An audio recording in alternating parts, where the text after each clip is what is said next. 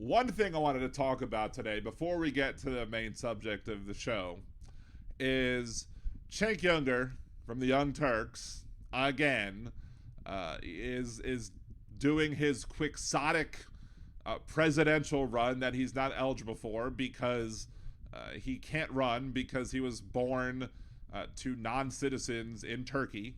So he can't. He's not a natural born citizen. He was a naturalized citizen. As such, he's not eligible. He claims that the 14th Amendment makes him eligible. He's wrong, and he thinks that the Supreme Court's going to side with him, even though we have an activist Supreme Court. It's an activist conservative Supreme Court. That activist conservative Supreme Court is never going to side with Cenk Uygur, even if it would make life harder for Joe Biden. But he tweeted out, and yeah, Deminox, Cenk is a turf and a moron. That is also true. But he goes, the idea that long shot candidates can't win is hilarious mythology. Donald Trump started at 1% and no one thought Barack Obama had a shot against Hillary Clinton in 2008. The media repeats this nonsense because they're the ultimate insiders and they don't believe in outsiders. Well, Cenk, first of all, you can't compare the Republican primary and the Democratic primary. They're two different animals. Republican primary is basically winner take all. So if you win, doesn't matter by how much you win or take all. So, and then Donald Trump ended up doing well on the debate stage, and the people who were supposed to be the favorites just flopped on the debate stage. If you remember Jeb Bush's please applaud that line or what have you, and there was such a crowded field that he was able to get those wins and get those amounts. So he could win states with 36% of the vote and not need majorities. So there's that.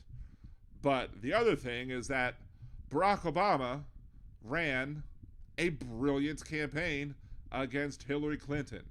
Barack Obama wrote the book on how to beat Hillary Clinton.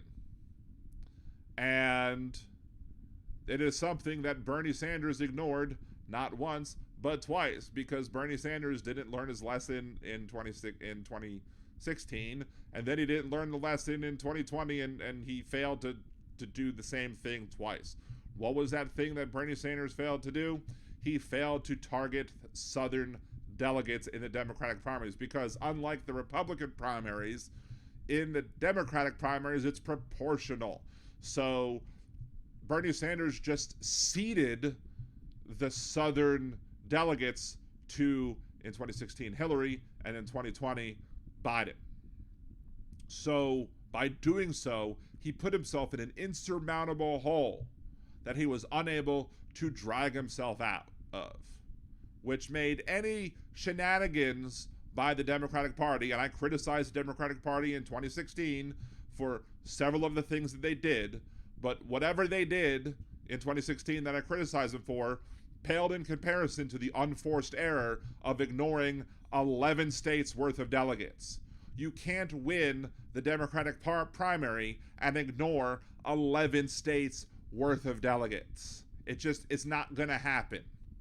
And not only did he ignore 11 states worth of delegates in 2016, he then, when asked why he didn't campaign in the South, he said, well, the Southern states are conservatives and Southern Democrats are conservatives, to which the large chunk of voters who happen to be black in the South were like, excuse me?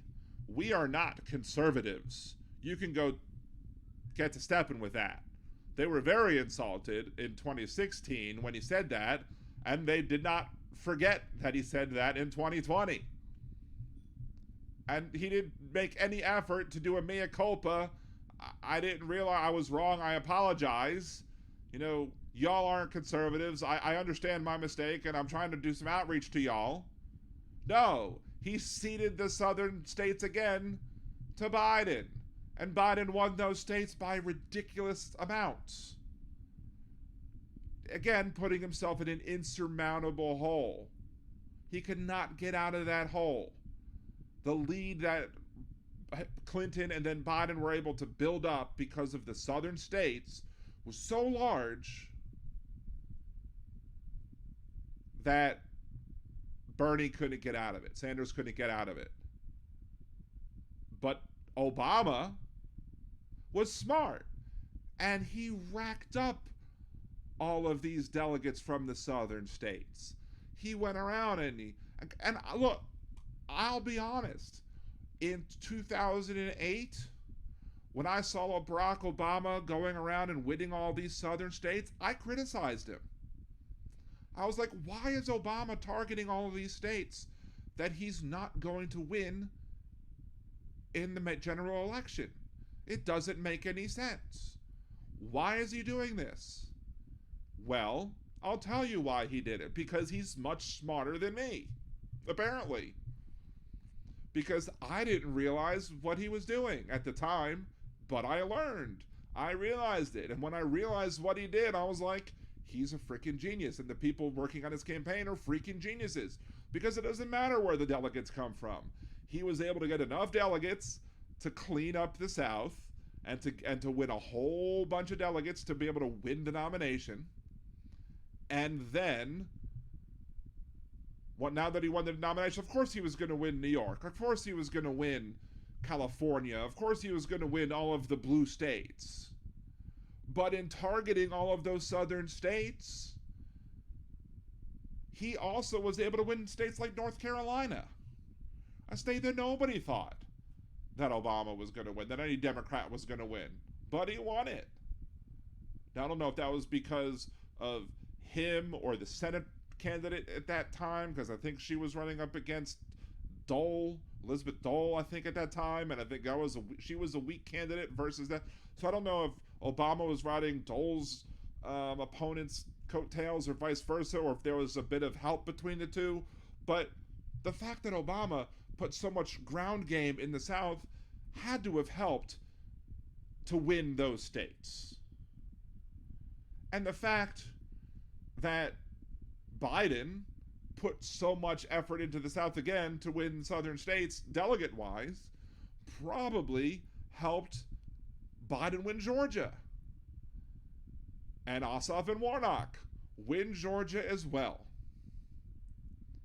So, did the DNC do things like, I criticized the DNC when it came to them punishing Bernie for the voter roll issue, because the Sanders campaign found that they had access to Hillary's list when they shouldn't have, and they reported it and they punished him for it anyway. I'm like, that's stupid. Don't do that. There was some issues with Donna Brazile where they were giving some debate questions to Hillary Clinton. They shouldn't have done that. I called for Debbie Wasserman Schultz to step down from the party chair because of the clear bias that she had towards Hillary Clinton, and she should have been unbiased when it came to running the Democratic primaries versus, who's getting selected. She should have been playing it with an even hand, and she wasn't. Fine. All that was legitimate complaints that anybody supporting Bernie Sanders had. But it is my pure opinion that none of those things added up to become even close to the unforced error of failing to campaign in the southern states in the primary.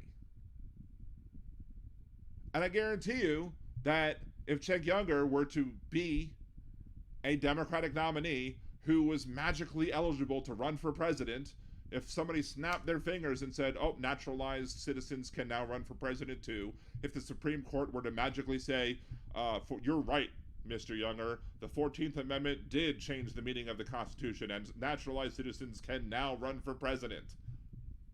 If they were to make that ruling, I guarantee you that Cenk Uygur would make the same mistake that Bernie Sanders made, because, as Demonox said, he's a moron.